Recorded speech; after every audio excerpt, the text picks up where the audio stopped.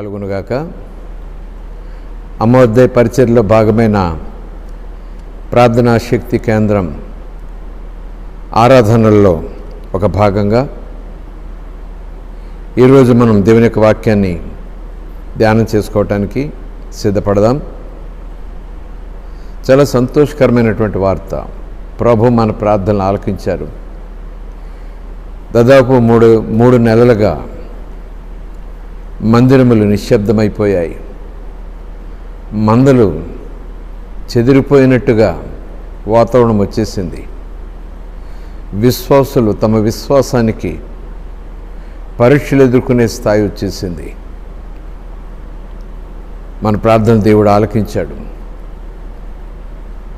ఈ నెల 14వ తేదీ నుంచి మళ్ళా మందిరంలో ఆరాధనలు ప్రారంభమవుతున్నాయి. ప్రభుత్వం వారు 8వ తేదీ నుంచి ఈ ప్రార్థనా మందిరాల్లో ఆరాధనలు జరుగుటకు గతంలో నిషేధించారు కనుక ఆ నిషేధాన్ని ఎత్తివేస్తున్నారు. అదే సమయంలో కొన్ని ప్రత్యేకమైనటువంటి నిబంధనలు, జాగ్రత్తలు, నియమాలు పాటించవలసిందే అని కూడా ప్రభుత్వం వారు ప్రకటించడం జరిగింది. ఈ వీడియో ద్వారా ఈ వాక్య ధ్యాన సమయం అయిన తర్వాత ఆ నియమ నిబంధన జాగ్రత్తలు ఏమై ఉన్నాయో మీకు తెలియజేయబడుతుంది. ఆ నియమ నిబంధనలు పాటిద్దాము, జాగ్రత్తలు తీసుకుందాము, ప్రభు సన్నిధికి వద్దాము, మనస్ఫూర్తిగా ఉత్సాహంగా కోలాహలంతో దేవుని మందిరంలో ప్రభు బలను స్వీకరిస్తూ ఆయనను ఆరాధన చేద్దాం. దేవుడు బహుగా మనలను ఈ రీతిగా దీవించునుగాక. చిన్న ప్రార్థన చేసుకుందాం. పరిశుద్ధుడా, ఎప్పటిలాగనే ఈ ఆరాధన దినమున మీరు మా కొరకు సిద్ధపరిచిన వాక్యాన్ని ధ్యానించుటకు సిద్ధపడి వచ్చి ఉన్నాము తండ్రి. నీ మాటలు, ఆ మాటల వెనుకున్న నీ ఆంతర్యము, నీ ఆలోచన మాకు బయలుపరుస్తూ ఆలోచనలకు సరిపడినట్టుగా మా యొక్క ఆధ్యాత్మిక జీవితములను సరిచూచుకొనుటకు మీరే గడిచిన కాలముగా సహాయం చేస్తున్నందుకు వందనములు తండ్రి. మీ కుమారుడు రక్షకుడైన యేసుక్రీస్తు నామములో మరొకసారి ఆ ప్రత్యేకమైనటువంటి నీ ప్రసన్నత, ఆ ప్రత్యేకమైనటువంటి నీ సన్నిధి మేము వాక్యం ధ్యానించుకొనుచుండగా మందరి మీదకి అనుగ్రహించమని అడుగుచు యేసు నామములో ప్రార్థిస్తున్నాం తండ్రి. ఆమేన్. దేవుని లేఖనాలను మనం ధ్యానం చేసుకుందాం. గడిచిన 4 వారములుగా దానియేలు గ్రంథములో దానియేలు జీవితంలో జరిగిన కొన్ని సంఘటనలను ఆధారంగా చేసుకొని ఆ సంఘటనల వెనక దానియేలు యొక్క భక్తి జీవిత విధానాన్ని మనము పరిశుద్ధాత్మ సహాయంతో పరిశీలిస్తూ వస్తున్నాం. కేవలము దానియేలు యొక్క ఆధ్యాత్మిక భక్తి జీవితాన్ని పరిశీలించటం మాత్రమే కాకుండా ఆ దానియేలు యొక్క భక్తి జీవితము అనే ఆ వెలుగులో మన ఆధ్యాత్మిక జీవితాన్ని కూడా పరిశీలన చేసుకుంటూ, పరిశోధించుకుంటూ, శ్రేష్టమైనటువంటి పాఠాలను నేర్చుకుంటూ అది దేవుని చిత్తమై ఉన్నదని మరి ప్రగాఢముగా విశ్వసిస్తూ ముందుకు సాగిపోతూ వస్తున్నాం. గుర్తుంది కదా, దానియేలు నీవు దేవునికి బహుప్రియుడవు గనుక భయపడకము, ఆయన ఇదిగో ఈ మాటలు నీకు చెప్పి రమ్మని పంపించాడు అనేటటువంటి వర్తమానం మీద మనం అంశాల మాదిరిగా ధ్యానం చేసుకుంటూ వస్తున్నాం. గుర్తుంది కదా. అయినా మరొకసారి క్లుప్తముగా అంశాలను లేదా పాఠ్యాంశములను మనం జ్ఞాపకం చేసుకుందాం. దానియేలు యొక్క భక్తి జీవితంలో, ఆధ్యాత్మిక జీవితంలో ఆయన అనుసరించిన, ఆయన ఆచరించిన, ఆయన ఒక సమర్పణగా తన జీవితంలోనికి దానిని కలిగి ఉన్నటువంటి రీతిని బట్టి చూస్తే, ఒకటి పరిశుద్ధత, తన జీవితంలోనికి అపవిత్రత రాకూడదు అనేటటువంటి ఒక సమర్పణ, ఒక దీక్ష. రెండవది, ప్రతికూలమైన వాతావరణంలో, ప్రతికూలమైన స్థలములో, ప్రతికూలమైనటువంటి ప్రజలు, ప్రభుత్వం మధ్య ప్రార్థనా జీవితాన్ని కొనసాగించటం. మూడవది, ప్రేమతో కూడిన సహవాస జీవితం. నాలుగవది, సాక్ష్య జీవితం. గుర్తున్నాయి కదా? ప్రార్థనా జీవితం, పరిశుద్ధ జీవితం, సహవాస జీవితం, సాక్ష్య జీవితం. ఈ 4 కోణములను లేదా ఈ 4 అంశములను ఒక అంశముగా మనము సమకూర్చి చూస్తే, ఆ సమకూర్చబడినటువంటి అంశానికి మనము ఒక ప్రత్యేకమైనటువంటి అంశముగా పేరు పెట్టాలి అంటే సమర్పణా జీవితం.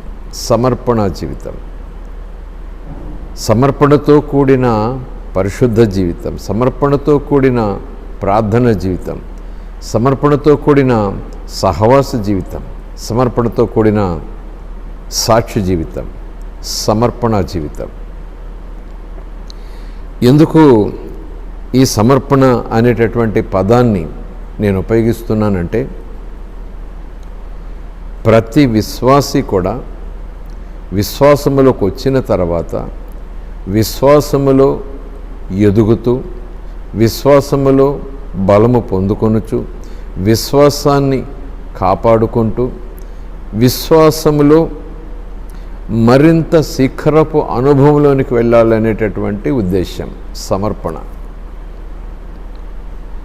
ఈ సమర్పణ జీవితము కలిగి ఉండేటటువంటి స్థితి, ఈ సమర్పణ జీవితంలో ఎదుర్కొనేటటువంటి పరిస్థితి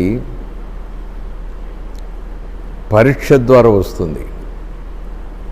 ఒక సమర్పణ జీవితం కలిగి ఉన్నాను నేను, ఒక సమర్పణ జీవితం జీవిస్తున్నాను నేను, ఒక సమర్పణతో కూడినటువంటి ఆధ్యాత్మిక భక్తి జీవితాన్ని కొనసాగిస్తున్నాను నేను అనేది కేవలము మాట మాత్రము చేత కాదు, కానీ మన జీవితంలో ఎదురయ్యే మనము కలిగి ఉన్నటువంటి విశ్వాసమునకు పరీక్షగా వచ్చేటటువంటి ఆ పరిస్థితులను ఎదుర్కొనే ఆ స్థితినే సమర్పణ అని మనం చెప్తాం. సమర్పించుకున్నవారు తప్ప, సమర్పణ జీవితం కలిగిన వారు తప్ప, తమ జీవితాలను ఒక ప్రత్యేకమైన రీతిలో ప్రతిష్ఠించుకున్నవారు తప్ప ఆ విశ్వాసపు శిఖరాన్ని చేరటం అనేది అసాధ్యమైపోతుంది.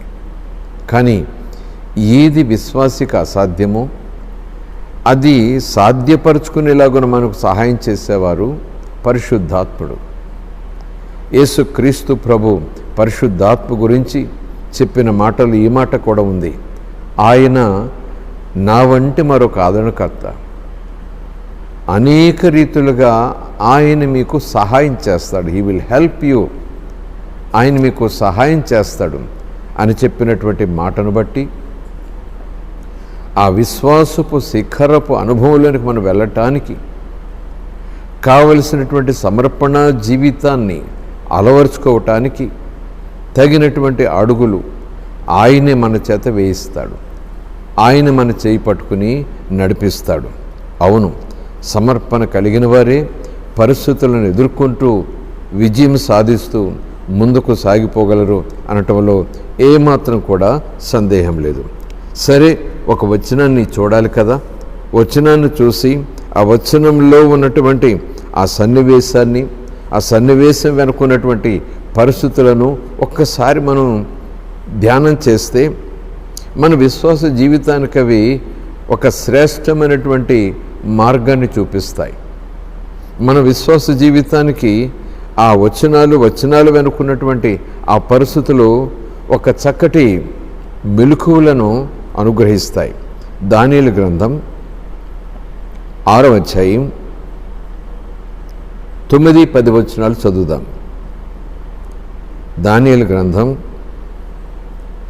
6వ అధ్యాయం 9-10 వచనాలు చదువుదాం.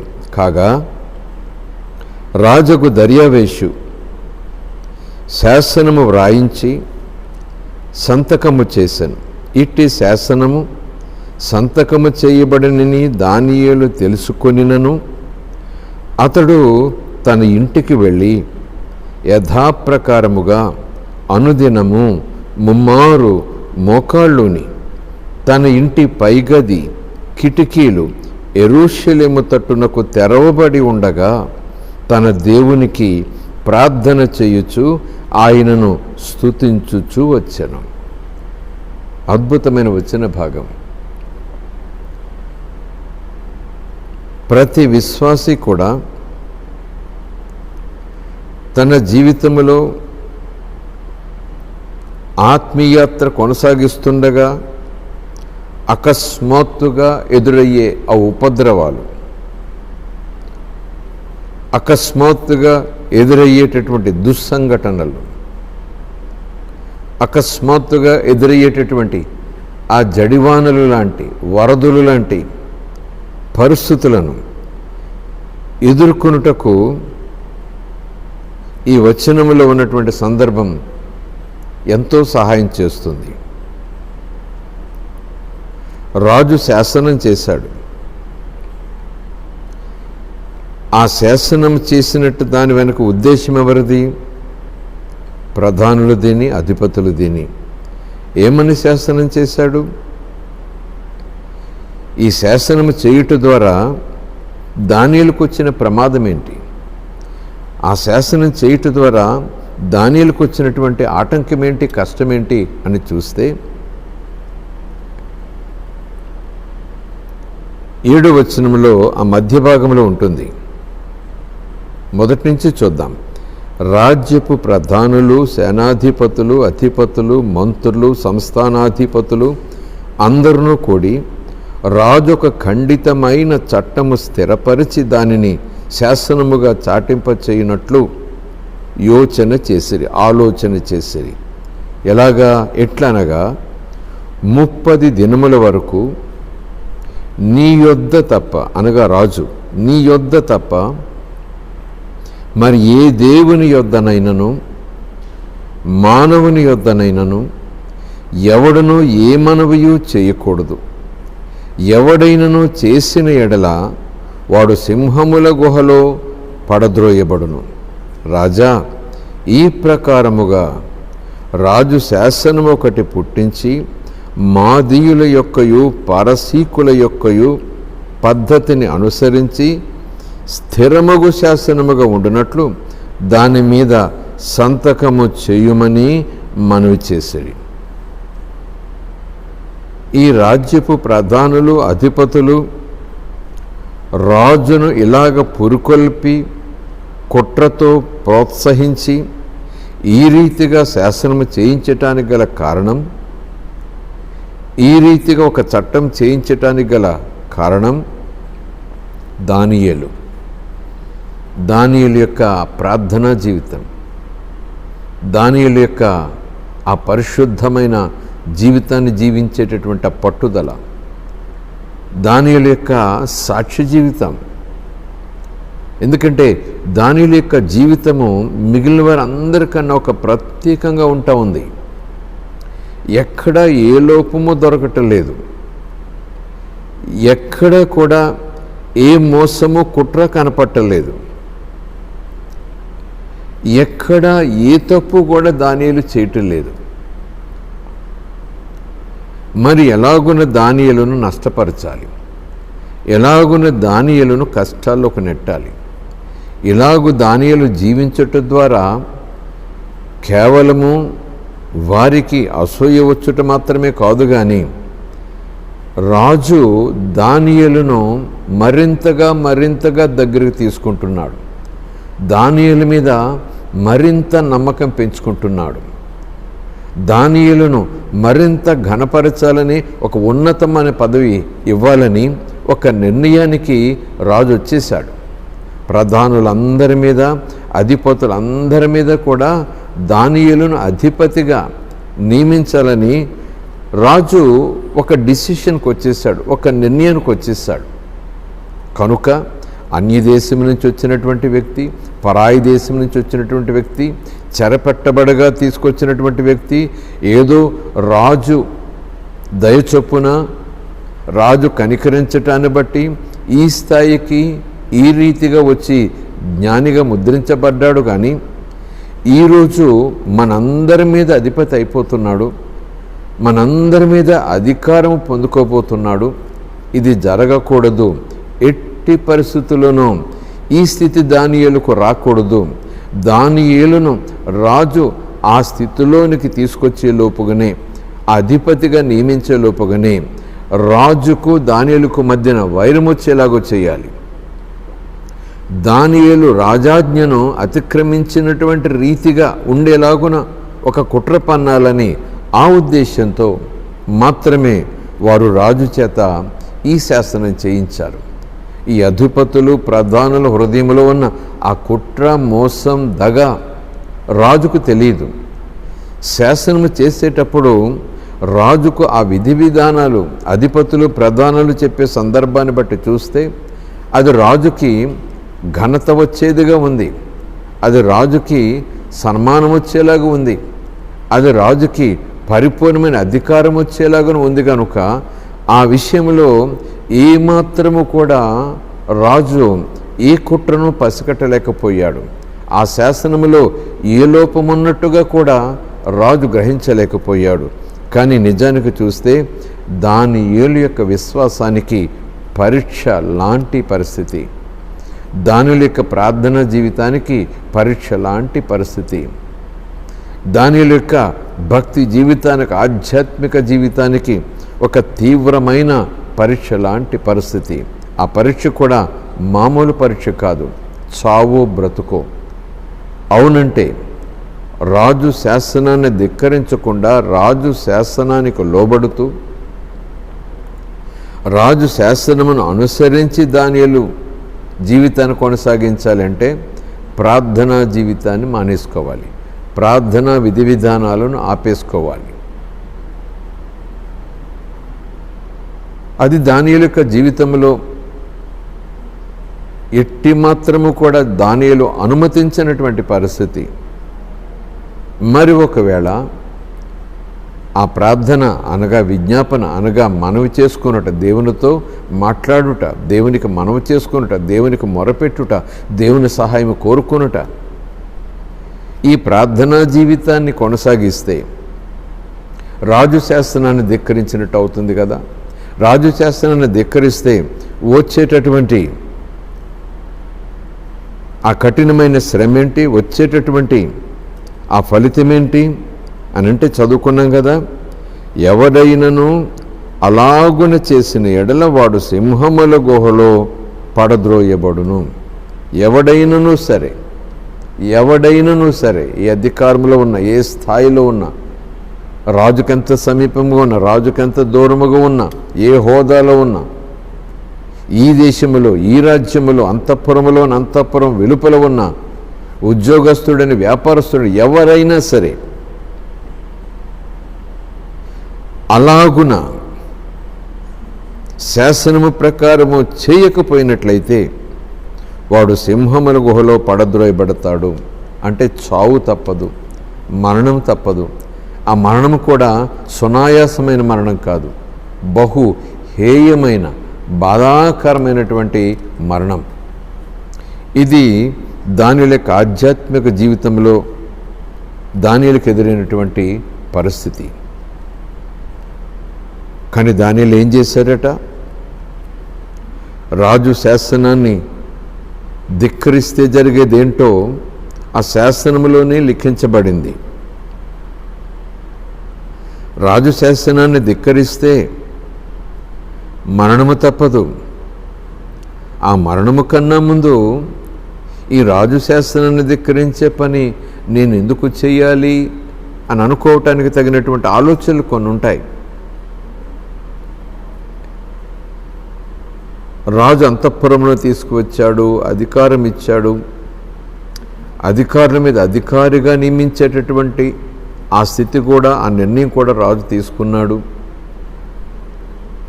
ఈ శాసనాన్ని ధిక్కరించుట ద్వారా నాకున్నటువంటి ఆదాయము, అధికారము, హోదా, పదవి, ఈ సన్మానము ఇవన్నీ పోతాయి కదా. ఆ పిదప ఈ మరణం కూడా అనేటటువంటి ఒక సవాలుతో కూడినటువంటి స్థితి దానియేలుకు ఎదురైంది. కానీ దానియేలుకు ఆధ్యాత్మిక జీవితం ఏ రీతిలో ఉన్నదో మరొకసారి మరలా చెప్పుకోవాల్సిన పని లేదు. ప్రభు చిత్తానుసారంగా జీవించాలి, దేవుని చిత్తం మేరకు జీవించాలి, దేవునికి ఇష్టమైన జీవితం జీవించాలి, దేవుని పట్ల భయభక్తులు కలిగినటువంటి జీవితం జీవించాలి అనేది తన యొక్క ఆధ్యాత్మిక జీవితానికి ఒక వెన్నెముకగా, తన యొక్క ఆధ్యాత్మిక జీవితానికి ఒక గుండె చప్పుడుగా చేసేసుకున్నాడు. ఒక తీర్మానం, దానికి మరొక పదం ఒక సమర్పణ చేసేసుకున్నాడు. ఏమైనా సరే ఎట్టి పరిస్థితులైనా సరే.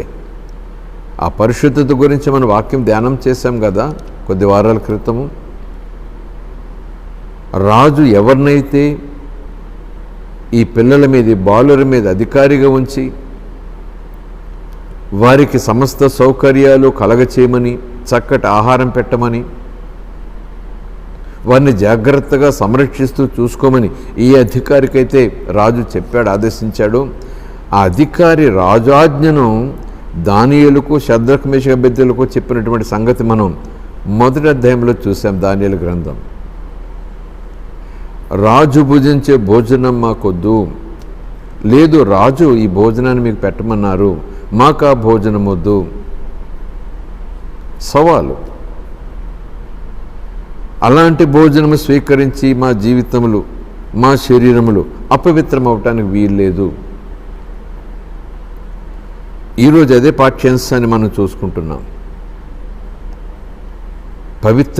పవిత్రతతో మనము ఆధ్యాత్మిక జీవితాన్ని కొనసాగించాలి. సమర్పణ కదా.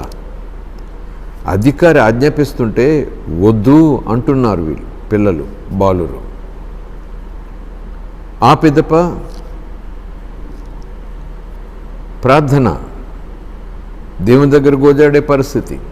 ఆ పిదప చక్కటి సహవాస జీవితం. ఆ పిదప ఎక్కడ లోపం లేకుండా, ఎక్కడ ఏ తప్పైనా చేయకుండా చక్కటి క్రమశిక్షణ కలిగినటువంటి ఆధ్యాత్మిక జీవితం. ప్రతిరోజు సవాలే. అధిపతులు, ప్రధానులు దానియేలులో లోపం ఏదైనా కనపడుతుందేమో, ఏ తప్పైనా కనపడుతుందేమో, ఎక్కడైనా తప్పటడుగు వేస్తాడేమో, తప్పుడు మాట మాట్లాడతాడేమో అనే ఉద్దేశంతో ఒకరు కాదు, ఇద్దరు కాదు, అధిపతులు, ప్రధానులు ఎందరో తెలియదు, కానీ వారందరూ కూడా పరిశీలన చేస్తూనే ఉన్నారు. కానీ ఎక్కడ లోపము కనుగొనలేకపోయారట. సమర్పణ. ఎక్కడ రాజీ లేని విశ్వాస జీవితం అనాలి. ఎక్కడ కూడా సర్దుబాటు చేసుకునే విశ్వాస జీవితం కాదది. ఈ రోజుకు ఆ రోజు దేవునిని వెంబడించుట, దేవుని చిత్తానుసారంగా జీవించుట, దేవుని చిత్తమెరుగు జీవించుట అనేది ఒక సవాలుగా తీసుకున్నటువంటి జీవితం. ఇలాంటి జీవితానికి అపుస్తడైన పౌలు పెట్టిన ఒక పేరు, లేదా పౌలు ప్రకటించినటువంటి ఒక స్టేట్మెంట్, ఒక ప్రకటన చూస్తే, బ్రతుకుట క్రీస్తు కొరకే, చావైతే మేలు. బ్రతుకుట క్రీస్తు కొరకే, చావైతే మేలు. ఇప్పుడు నేను బ్రతుకుతున్న జీవితము నాది కాదు, క్రీస్తుదే. అలాంటి తాత్పర్యం ఆ కృపాకాలంలో దానియేలు లేకపోయినా, అలాంటి తాత్పర్యం, అలాంటి భావన, అలాంటి శ్రేష్టమైనటువంటి అవగాహన ఈ దానియేలు జీవితంలో కనిపిస్తూ ఉంది. చక్కటి సమర్పణ జీవితం. చక్కటి సమర్పణ జీవితం. యథాప్రకారముగా అలాంటి శాసనం వచ్చిందని దానియేలుకి తెలిసింది. తెలిసినా సరే తన ఇంటికి వెళ్ళి యథాప్రకారంగా, అంటే అలవాటు చొప్పున యథాప్రకారంగా, అలవాటులో ఒక క్రమశిక్షణ ఉంది. అనుదినము ముమ్మారు మోకాళ్ళుని, అనుదినము ఒకరోజు కాదు, అనుదినము ముమ్మారు మోకాళ్ళుని తన ఇంటి పైగది కిటికీలు యెరూషలేమును తట్టు తెరవబడి ఉండగా అందరికీ తెలిసేలాగున, ఎక్కడా దాపరికము లేకుండా రోషము కలిగి తన దేవునికి ప్రార్థన చేసుకుంటూ ఉన్నటువంటి పరిస్థితి. ఈ సమర్పణ జీవితంలో 3 శ్రేష్టమైనటువంటి అంశాలు మనం చూస్తాం. సమర్పణ అనగా చాలా విధి విధానాలు ఉంటాయి. సమర్పణకు చాలా నిర్వచనాలు ఉండొచ్చు. నేటి దినాల్లో ఈ సమర్పణ అనేటటువంటి పదం చాలా సులువుగా, తేలికగా ప్రతి దానికి కూడా విశ్వాసులు ఉపయోగిస్తున్నారు. ఈ సమర్పణ అనే మాట ప్రతి చిన్నదానికి కూడా సమర్పణ అనే మాట ఉపయోగిస్తున్నారు. ఆ సమర్పణ అనే మాట వెనుకున్న తాత్పర్యం, అర్థం, ఆ భావం నిజముగా విశ్వాసులకు తెలుసుంటే ఆ మాట ప్రతిదానికి మాట్లాడరేమో. దేవునికి విషయంలో ఏ చిన్న పని చేసినా, దేవునికి ఏ చిన్న కార్యం చేసినా సమర్పించాను, సమర్పించుకున్నాను సంపూర్ణముగా అంటూ మాట్లాడుతూ ఉంటారు. సమర్పణలో శ్రేష్టమైనటువంటి 3 అంశాలు. ఆ 3 అంశాలు ఏంటంటే డిసిప్లిన్, క్రమశిక్షణ, సమర్పణ కలిగినటువంటి భక్తి జీవితం, సమర్పణ కలిగినటువంటి విశ్వాస జీవితం, సమర్పణ కలిగినటువంటి ఆధ్యాత్మిక జీవితంలో డిసిప్లిన్ కనిపిస్తుంది, క్రమశిక్షణ కనిపిస్తుంది. క్రమము తప్పిపోని ఒక ఆధ్యాత్మిక యాత్రలో కొనసాగుట కనిపిస్తుంది. సమర్పణలో డిసిప్లిన్ చాలా అవసరం. ఇండిసిప్లిన్ సమర్పణ అనరు. మాట వరుసకు అనొచ్చేమో, పాట వరుసకు పాడొచ్చేమో, సాక్ష్య వరుసకు చెప్పొచ్చేమో, కానీ మన ఆధ్యాత్మిక జీవితంలో క్రమశిక్షణ లేకపోతే, ప్రార్థనలో కానీ, వాక్య ధ్యానంలో కానీ, సహవాసంలో కానీ, సాక్షి జీవితాన్ని కొనసాగించట్లో కానీ, ప్రభు చిత్తం తెలుసుకోవటంలో కానీ, తెలుసుకున్న దాని ప్రకారము జీవించుటలో అడుగుల ముందుకు వేయటంలో కానీ ఒక డిసిప్లిన్, ఒక అలవాటు, ఒక మాదిరి మన ఆధ్యాత్మిక జీవితం లేకపోతే ఇంకా విశ్వాసంలో పసిపిల్లల మాదిరిగానే ఉన్నామన్నమాట. ఫలములు ఫలించే స్థాయికి ఇంకా మనం రావట్లేదన్నమాట. దాని మీద దృష్టి పెట్టకపోతే, దాని మీద మనం ధ్యాస పెట్టకపోతే ఏ స్థితిలో ఉన్నామో ఆ స్థితిలోనే మనం ఉండిపోతాం. క్రైస్తవ జీవితము ఎదిగే జీవితం, క్రైస్తవ జీవితము ముందుకు సాగిపోయే జీవితం, క్రైస్తవ జీవితము ఇదొక పోరాటం, ఇదొక యాత్ర, గురి ఎదుకు చేరాలని అపొస్తలుడైన పౌలు ద్వారా పరిశుద్ధాత్ముడు చెబుతున్నాడు. క్రైస్తవ జీవితం ఒక స్థితి, ఒక స్థాయిలో ఉండేది కాదు. అంతకంతకు అంతకంతకు అంతకంతకు అంచెలంచెలుగా ఎదుగుతూ విశ్వాసపు శిఖరాగ్రాన్ని చేరిపోవలసినటువంటి ఆ స్థితి ఖచ్చితంగా ఉండి తీరాలి. సమర్పణలో క్రమశిక్షణ ఉంటుంది. క్రమశిక్షణ ఆధ్యాత్మిక జీవితం లేనివారు సాక్ష్యంలో కానీ, ప్రార్థనలో కానీ, దేవునిని మహిమపరిచే విధానంలో కానీ, సహవాసములో కొనసాగే స్థితిలో కానీ ఒక క్రమశిక్షణ కలిగిన జీవితం లేకపోతే అది సమర్పణ లేని జీవితమే. కేవలము డిసిప్లిన్, క్రమశిక్షణ మాత్రమే కాదు, సమర్పణలో పట్టుదల ఉంటుంది. సమర్పణ జీవితంలో ఒక దీక్ష ఉంటుంది. సమర్పణ ఆ జీవితంలో ఒక మృక్కుబడి మాదిరి తాత్పర్యం ఉంటుంది. దానినే సమర్పణ అనాలి మనం, దానినే సమర్పణ అనాలి మనం. రోమిలకు రాసిన పత్రిక అపొస్తలుడైన పౌలు అన్న మాట మనకు జ్ఞాపకం ఉంది కదా. సజీవ యాగముగా, సర్వాంగ హోమముగా మీ శరీరములను ప్రభుకు అప్పచెప్పండి అంటున్నాడు అక్కడ. సజీవ యాగంగా, సర్వాంగ హోమముగా మీ శరీరమును ఆయనకు సమర్పించండి, దేవునికి సమర్పించండి, అర్పించండి అంటున్నాడు. ఏదో కానుకిచ్చి సమర్పించుకున్నామంటే అందుకు ఇస్తున్నామంటారు, ఒక వస్త్రం ఇచ్చి అంటారు, మరేదో చేసి అంటారు, మరోదే చేసి అంటారు. మాట వరుసకు అంటున్నారేమో కానీ ఆ మాటల్లో ఉన్న తీవ్రత మనం గుర్తెరిగిన వారమై ఉండాలి. సో సమర్పణగా మొదటి మాట క్రమశిక్షణ. ఆ క్రమశిక్షణ లేని ఆధ్యాత్మిక జీవితము కుడి ఎడమలకు తొలగిపోతుంది. క్రమశిక్షణ లేనటువంటి ఆధ్యాత్మిక జీవితం సాక్ష్యాన్ని కోల్పోతుంది. క్రమశిక్షణ లేనటువంటి ఆధ్యాత్మిక జీవితం అపవాదికి చోటు ఇచ్చేస్తుంది. క్రమశిక్షణ లేనటువంటి ఆధ్యాత్మిక జీవితం శరీర సంబంధులుగా మనం జీవించేలాగున ఆ ఉచ్చులోనికి లాగేస్తుంది. యేసు ప్రభు మనకు మాదిరి. 2 మాటలు మీకు జ్ఞాపకం చేస్తాను. ఆయన అలవాటు చొప్పున విశ్రాంతి దినమున సమాజ మందిరానికి వెళ్ళి వాక్యం చదవటానికి నిలుచున్నాడు అని లూకాసు వార్తలో ఉంది. ఆయన అలవాటు చొప్పున వాడుకగానే మాట ఉంటుంది, వేడుకగా కాదండి, అక్కడ వాడుకగా. ఆయన వాడుక చొప్పున అంటే అలవాటు చొప్పున అంటే ఒక క్రమమైన రీతి విశ్రాంతి దినమున సమాజ మందిరమునకు వచ్చి లేఖనములు చదువుటకు నిలుచుని ఉండగా యెషయా గ్రంథము ఆయన చేతికి ఇవ్వబడెను అని లేఖనం మనం చూస్తున్నాం. ఈరోజు ప్రార్థన వాడుకగా ఉందా లేదా వేడుకగా ఉందా మన జీవితంలో?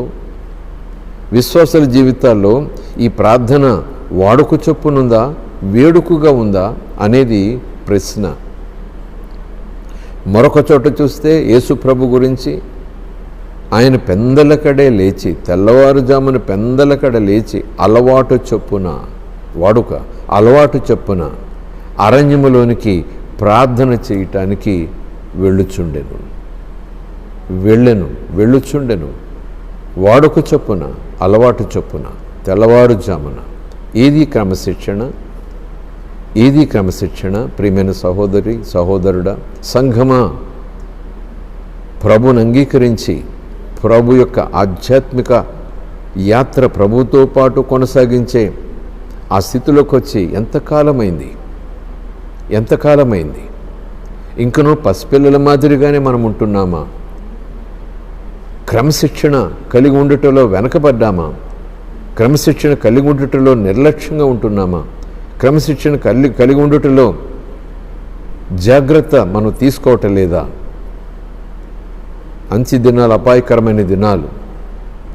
ప్రభు రాకడకు ముందు, శ్రమల దినములకు ముందు ఎలాంటి పరిస్థితులు వస్తాయో ప్రభు చెప్పేశారు. అటు ప్రకటన గ్రంథంలో చూసినా, ఇటు మార్కు సువార్త, మత్తయి సువార్తలో ప్రభు రాకడకు ముందు ఏమేమి జరుగుతాయో చెప్పిన సంగతులన్నీ చూస్తుంటే అవే జరుగుతున్నాయి. ఇప్పుడు ప్రపంచంలో అంతా నెమ్మదిగా ఉంది, అంతా కుదురుగా ఉంది.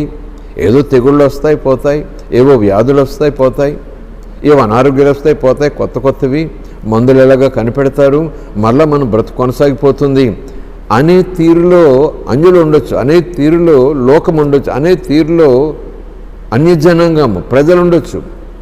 కానీ విశ్వాసులమైనటువంటి మనం, విశ్వాసైనటువంటి ప్రతి ఒక్కరూ కూడా ఈ సూచనలు మనం గమనించుట కొరకే, ఈ సూచనలు గమనించి తగు జాగ్రత్తలు తీసుకొనుట కొరకే, ఈ జాగ్రత్తలు తీసుకొనుటనే మరొక పదంగా చెప్పాలంటే సిద్ధపడుట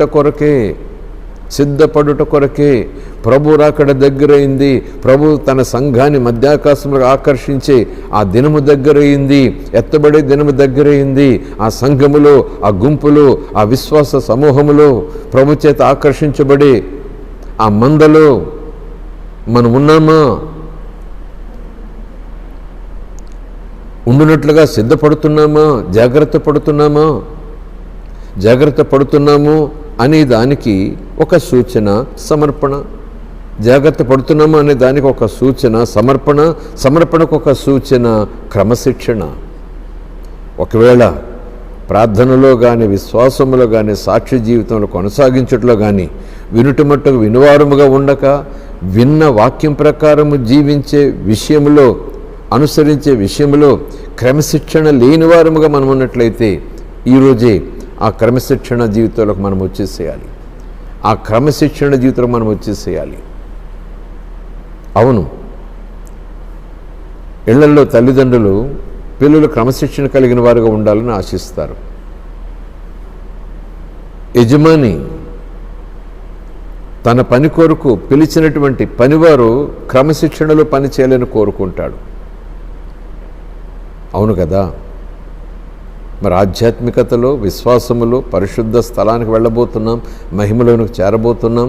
ప్రభువు రక్షించాడు, పరిశుద్ధపరిచాడు, నీతిమంతులుగా తీర్చాడు, తన చేయూతను మనకు ఇచ్చాడు, మనలో ఉన్నాడు, మనకు తోడుగా ఉంటానన్నాడు, విడువను ఎడబాయనన్నాడు, ఎన్నెన్నో వాగ్దానాలు చేశాడు.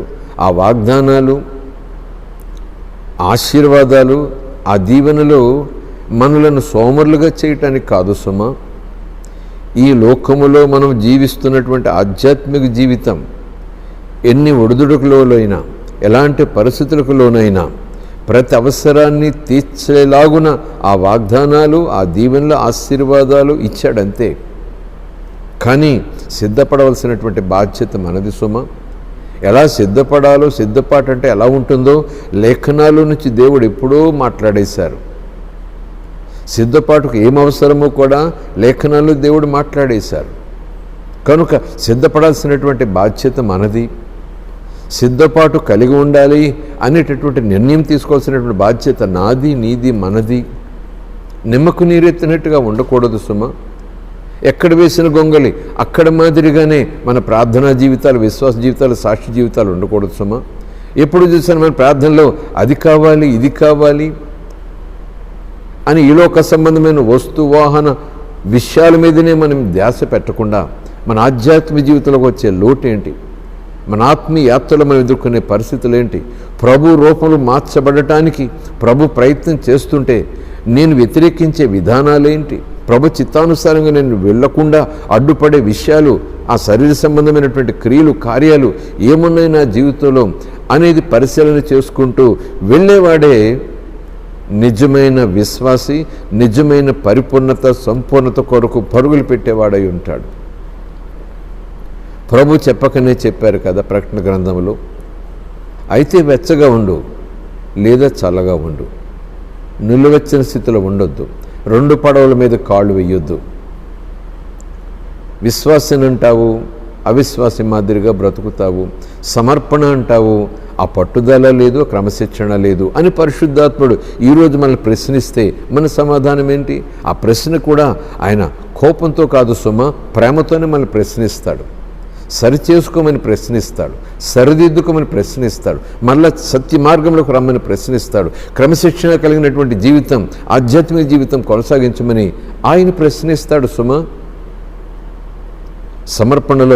సమర్పణ జీవితంలో ఉండే ఆ మొదటి అంశం, ఆ మొదటి మూలకం క్రమశిక్షణ. రెండో మూలకం పట్టుదల. పట్టుదల ఉంటేనే ఏదైనా సాధిస్తాం. ప్రారంభంలో ప్రతివారు కూడా ఆత్మీయంగా అలాగుండాలి, ఇలాగుండాలి, ప్రభు కోసం అది చెయ్యాలి, ఇది చెయ్యాలి, నేను ప్రభు కోసం ఇలా జీవిస్తాను, అలా జీవిస్తాను, ఏదో అయిపోతాను, ఏదో చేసేస్తానని ప్రారంభంలో ఎన్నో మ్రొక్కుబళ్ళు చేస్తాము, ఎన్నో మాటలు అంటాము, ఎన్నో మాటలు ప్రభు దగ్గర పలుకుతాము, సాక్ష్యాలు కూడా చెప్పేస్తాము. కొంతకాలము ఆ జీవితాన్ని కొనసాగిస్తాము. ఆపిదప ఆగిపోవటానికి గల కారణమేది, తగ్గిపోవటానికి గల కారణమేది, నిలిచిపోవటానికి గల కారణమేది, ఆ మార్గంలోంచి తొలగిపోవటానికి గల కారణమేది? లేఖనానుసారంగా చూస్తే అనేక కారణాలు ఉంటే ఉండొచ్చేమో కానీ పట్టుదల లేదు, దీక్ష లేదు. ఆ పట్టుదల, దీక్ష మనలో ఉంటేనే ఎన్ని పరిస్థితులు ఎదురైనా, ఎలాంటి పరిస్థితులు ఎదురైనా హబకుక్కులాగా మనం మాట్లాడతాం. హబకుక్కు గ్రంథంలో ఆ చివరి అధ్యాయంలో చివరి వచనాలు చెప్పినట్టుగా ద్రాక్ష చెట్లు కాపు కాయకపోయినా, పొలములో పంట లేకపోయినా, దొడ్డిలో పశువులు లేకపోయినా, కొబ్బరి చెట్టు కాపు కాయక ఉండినా ఆయనే నాకు దేవుడు, ఆయననే నేను సేవిస్తాను, ఆయనే నాకు బలము, ఆయనే నాకు సంతోషం. ఈరోజు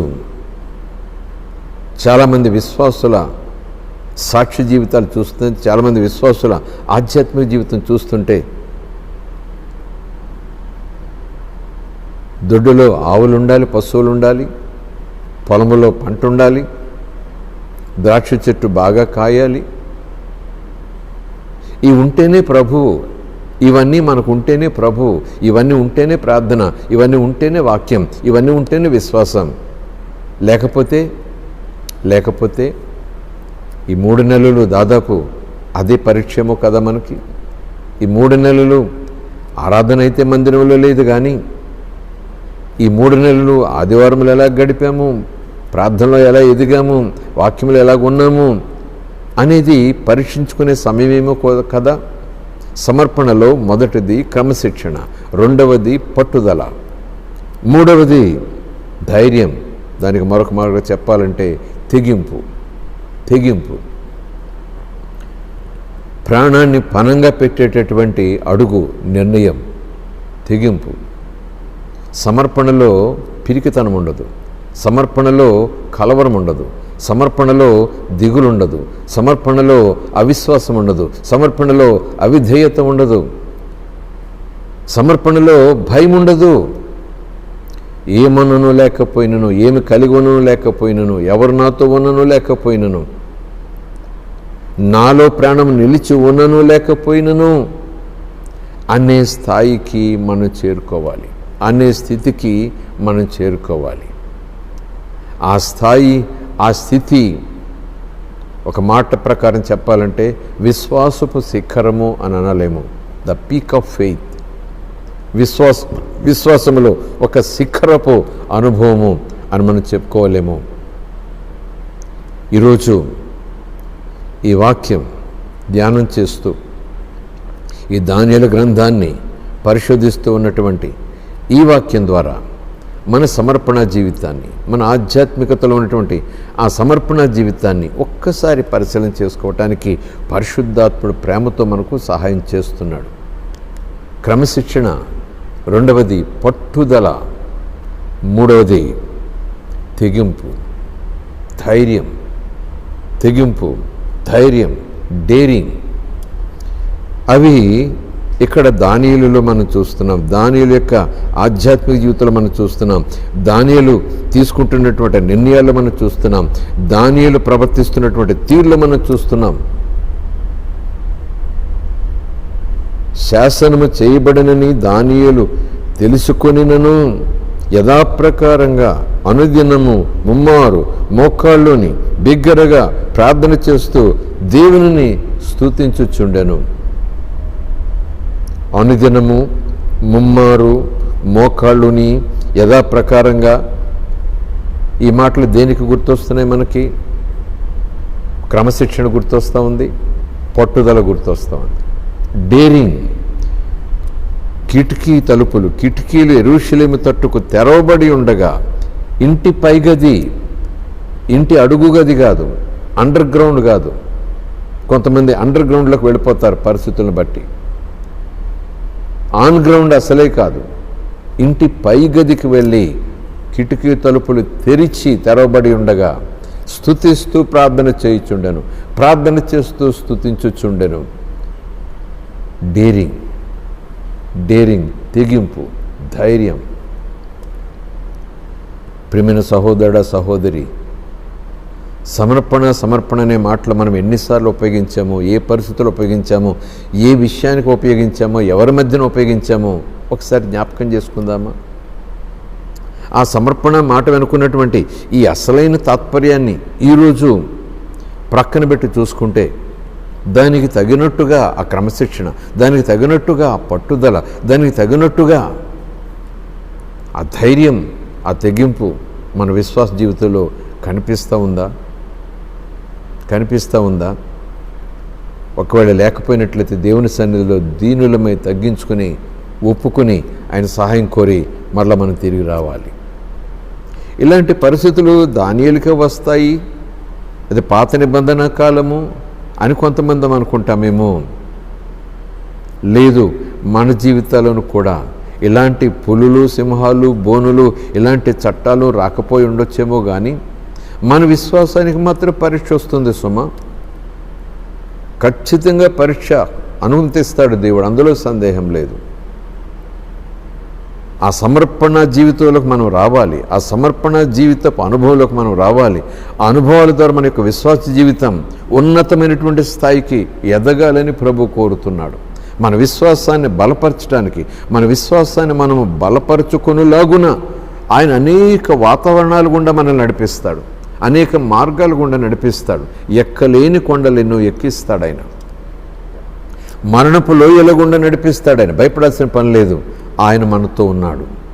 ఆయన మన ముందు నడుస్తున్నాడు. ఆయన మన చేయి పట్టుకున్నాడు. మనకు సహాయం చేస్తానని ఆయన వాగ్దానం ఇచ్చాడు. కనుక భయపడాల్సినటువంటి పని లేదు. కనుకనే ఈరోజు రోషము కలిగి ఇలాంటి సమర్పణ జీవితం జీవించడానికి నిర్ణయం తీసుకుందాం. ఈ 3 నెలలు వేడుకగా జరిగాయో, వాడుకగా జరిగాయో, నిరుత్సాహంగా జరిగాయో ఎవరి మట్టుకు వాళ్ళకి తెలుసు. కానీ మరలా మన యొక్క ఆధ్యాత్మిక జీవితం ఒక బలమైన కుదుపుతో మలుపు తిరిగి ముందుకు సాగిపోతుంది. కనుక నీవు నేను వేగం పెంచాలి. ఈ రోజు నుంచి నీవు నేను వాడి పెంచాలి. నీవు నేను ఆ సమర్పణ జీవిత విధానాన్ని పెంచాలి. నీవు నేను పట్టుదలలో ఎదగాలి. నీవు నేను ఆ క్రమశిక్షణలో ఎదగాలి. ఎదగటానికి, ఎదిగేలా చేయటానికి బహుశా దేవుడు ఒక చిన్న మలుపు మెరుపులాగా ఇస్తున్నాడేమో. ఈరోజు మనకి సమర్పించుకుందాం, డెడికేట్ చేసుకుందాం. ప్రభు సన్నిధిలో మరొకసారి ఆ రీతిగా ఉండేలాగున నిర్ణయం తీసుకుని ప్రభు యొక్క సహాయం కోరుకుందాం. మన విశ్వాసానికి కూడా పరీక్ష వస్తుందండి. ప్రభు చెప్పిన మాటలు గతంలో మనం జ్ఞాపకం చేసుకున్నాం కదా. వానలు కురిసెను, వరదలు వచ్చెను, ఒక వ్యక్తి యొక్క గృహము పడిపోయింది, ఒక వ్యక్తి యొక్క గృహము నిలిచి ఉన్నది అని ఉంది కదా. విశ్వాస గృహం అది. వానలు కురిసెను, వరదలు వచ్చినంటే ఇలాంటి ఉపద్రవాలే, ఇలాంటి శోధనలే, ఇలాంటి పరీక్షలే. కానీ మనము మన విశ్వాసంలోంచి పడిపోకుండా, బలహీనమవకుండా, వెనుతిరిగిపోకుండా, నిద్రమత్తులకు వెళ్ళిపోకుండా, సాక్షి జీవితాలను పోగొట్టుకోకుండా, లోకమే సమస్తము, లోకములో ఉన్నవన్నీ సమస్తము, ప్రభు యొక్క ప్రయారిటీ, ప్రభు యొక్క స్థితి ఇప్పుడంత ప్రాధాన్యం కాదు. ధనార్జనే ప్రాధాన్యత, పదవార్జనే ప్రాధాన్యత అని అనుకుంటూ ముందుకు సాగిపోతే మట్టుకు మనము అపవాది యొక్క ఉచ్చులో పడిపోతాం. నిలువెచ్చని స్థితిలోకి జారిపోయేటటువంటి అవకాశాలు ఎన్నెన్నో ఉన్నాయి. మనం పరీక్షించబడతాం. మన విశ్వాసం పరీక్షించబడుతుంది, అందులో సందేహం లేదు. పేతురు రాసిన మొదటి పత్రిక 1వ అధ్యాయం 7వ వచనం చదువుదాం. నశించిపోవు సువర్ణం అనగా బంగారం అగ్ని పరీక్ష వలన శుద్ధపరచబడుతున్నది కదా, దానికంటే అమూల్యమైన విశ్వాసము ఈ శోధనల చేత పరీక్షకు నిలిచినదై యేసుక్రీస్తు ప్రత్యక్షమైనప్పుడు మీకు మెప్పును, మహిమయు, ఘనతయు కలుగుటకు కారణమగును. విశ్వాసమనున్నది పరీక్షించబడవలసినదే అనే తాత్పర్యాన్ని, అనే భావాన్ని ఇక్కడ పరిశుద్ధాత్ముడు పేతురు ద్వారా ఈరోజు నీకు నాకు మరొకసారి జ్ఞాపకం చేస్తున్నాడు. బంగారము అగ్ని పరీక్ష వలన శుద్ధపరచబడుచున్నది. నశించిపోయే బంగారం, వాక్యం బంగారం నశించిపోతుంది అని చెప్తుంది వాక్యం. ఆ బంగారం శాశ్వతంగా ఉంటుంది అనేది కొంతమంది భావన. అదే జీవితం, అదే లోకం అనేది కొంతమంది భావన. అది లేకపోతే బ్రతికే లేదు అనేటటువంటి కొంతమంది లోకస్తుల భావన. మనం లోక సంబంధులం కాదు. మన ఆలోచనలు తీరాలాగా ఉండటానికి వీల్లేదు. నశించిపోయే బంగారం, నశించిపోయే సువర్ణం అగ్ని పరీక్ష వలన శుద్ధపరచబడుచున్నది కదా, అలాగే దానికంటే అమూల్యమైన మీ విశ్వాసం, మన విశ్వాసం ఈ శోధనల చేత, ఈ శోధనల ద్వారా పరీక్షించబడి పరీక్షకు నిలిచినదై యేసుక్రీస్తు ప్రత్యక్షమైనప్పుడు మనకు లేదా మీకు మెప్పును, మహిమయు, ఘనతయు కలుగుటకు కారణమగును.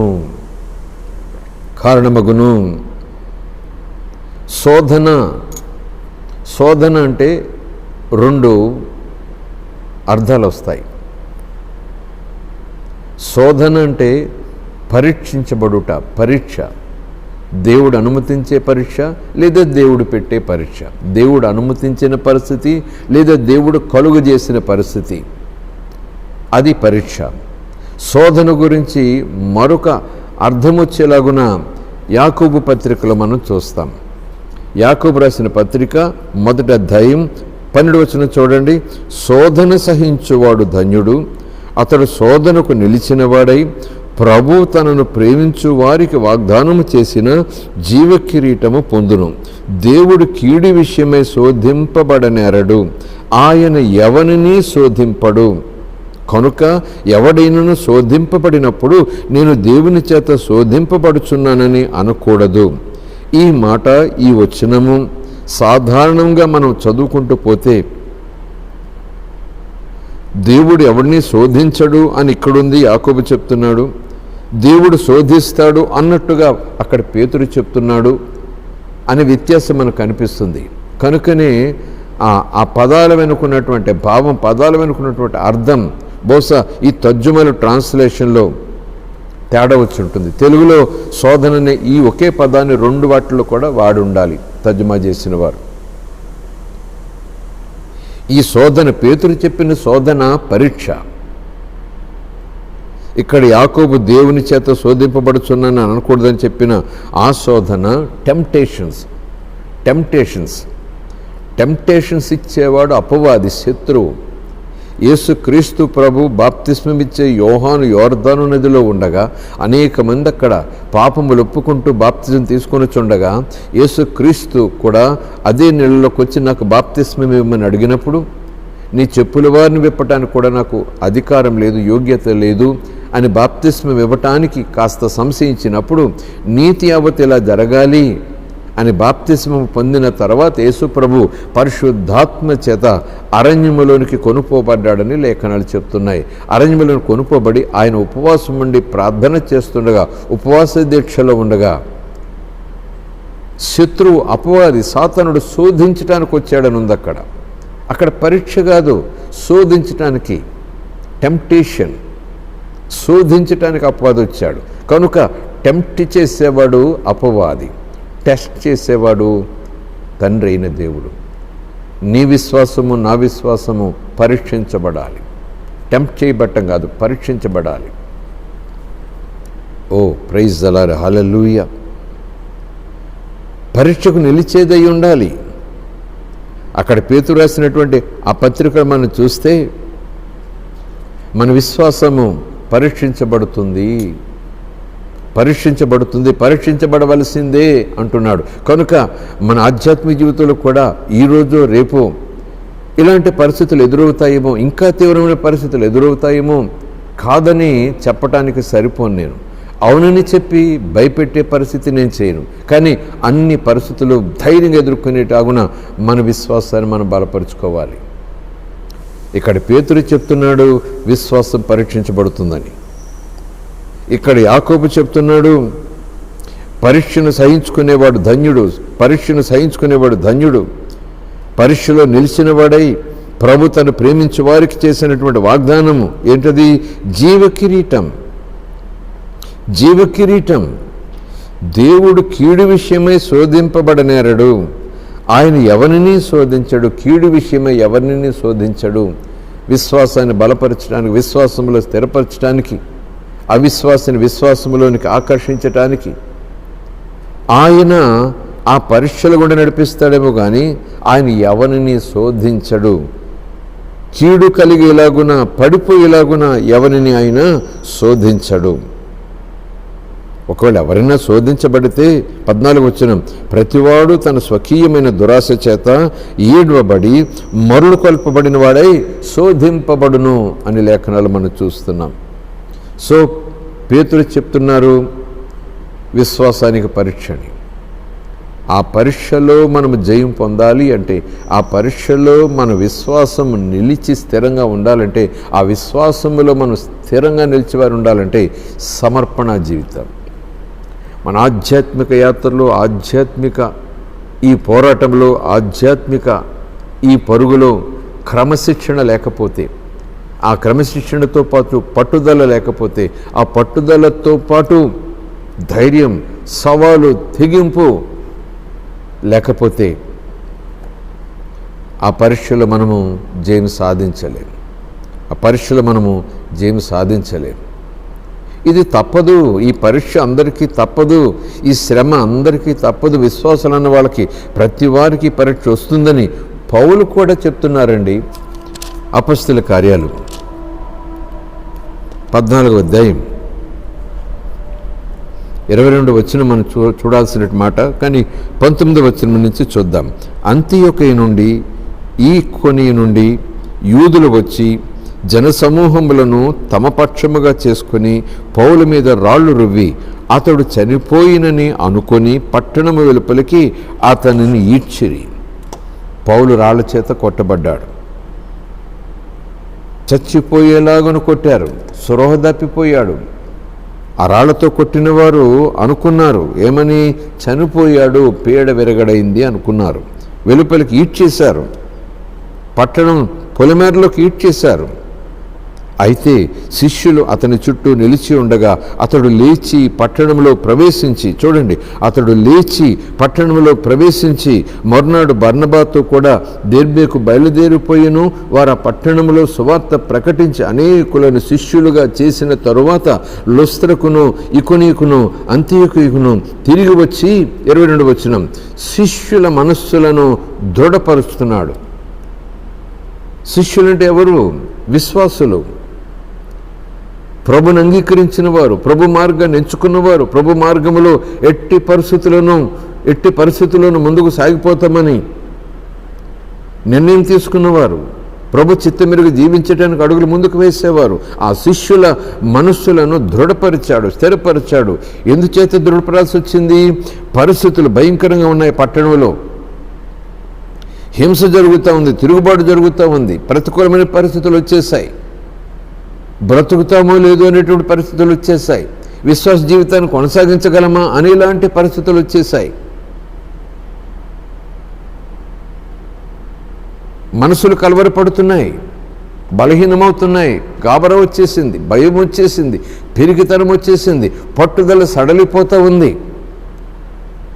సాక్షులుగా ఉండుటలో కానీ, సహవాసములో కూడుటలో కానీ, ప్రార్థించుటలో కానీ, ప్రభు కొరకు నిల్చుటలో కానీ, అన్య జనుల మధ్యన ప్రకాశించే జ్యోతుల వల్ల ఉండుట విషయంలో కానీ కొంచెం తడబాటు అయ్యేటటువంటి పరిస్థితి వచ్చేసింది. మనసులు బలహీనమైపోయాయి. కనుకనే పౌలు మరలా వెనక్కి వచ్చి ఆ పట్టణానికి వచ్చి, అదే పట్టణానికి వచ్చి శిష్యుల మనస్సులను దృఢపరిచి ఒక ప్రత్యేకమైన అంశం చెప్తున్నాడు. చూడండి, విశ్వాసమందు నిలకడగా ఉండాలి. శ్రమలు వస్తాయి, శోధనలు వస్తాయి. ప్రతి పరిస్థితికి, ప్రతి శ్రమకు భయపడాల్సిన పని లేదు అని తన యొక్క సాక్ష్య జీవితాన్ని వాళ్ళ ముందుంచాడు. రాళ్లతో కొట్టబడ్డాడు. ఎలా కొట్టారంటే చనిపోయినట్టుగానే కొట్టబడ్డాడు. ఆ తర్వాత లేచాడు, ప్రయాణం చేశాడు, తిరిగి మళ్ళీ అదే పట్టణానికి వచ్చాడు. పట్టణానికి వచ్చి మళ్ళీ సువార్తను ప్రకటించి మరింత మందిని విశ్వాసంలోనికి రాబట్టాడు, ఆకర్షించాడు, ప్రభు కొరకు పట్టాడు, ఆత్మలను సంపాదించాడు. ఈ గాబరా పడిపోతూ మనసులో బలహీనమైపోయి చెదిరిపోవడానికి సిద్ధపడుతున్నటువంటి శిష్యులను, విశ్వాస సమూహాన్ని మళ్ళా సమావేశపరిచి వాళ్ళందరినీ సమకూర్చి వాళ్ళతో చెప్తున్నమాట, విశ్వాసమందు నిలకడగా ఉండండి. నిలకడనే మాటకు ఇప్పుడే చెప్పిన సమర్పణలో ఒక భాగం క్రమశిక్షణ. క్రమశిక్షణ విశ్వాసిని విశ్వాసములో నిలకడగా ఉంచుతుంది. పట్టుదల విశ్వాసములో నిలకడగా ఉంచుతుంది. ధైర్యం, పిరికితనం లేకపోవటం, ధైర్యం, సవాలు కలిగినటువంటి జీవితం ఒక విశ్వాసిని విశ్వాసములో నిలకడగా ఉంచుతుంది అంటూలో ఏమాత్రం సందేహం లేదు. విశ్వాసమందు నిలకడగా ఉండవలననియు అనేక శ్రమలను అనుభవించి, అందరి గురించి మాట్లాడుతున్నాడు, అనేక శ్రమలను అనుభవించి మనము అనగా ఎవరు? అపొస్తలులు మాత్రమేనా? సువార్తికులు మాత్రమేనా? కాపర్లు మాత్రమేనా? ప్రవక్తలు మాత్రమేనా? అనేక శ్రమలను అనుభవించి మనము, అక్కడున్న సంఘం, అక్కడున్న శిష్యులు, అక్కడున్న విశ్వాసులు, అక్కడున్న సమాజంతో చెప్తున్నాడు ఆయన.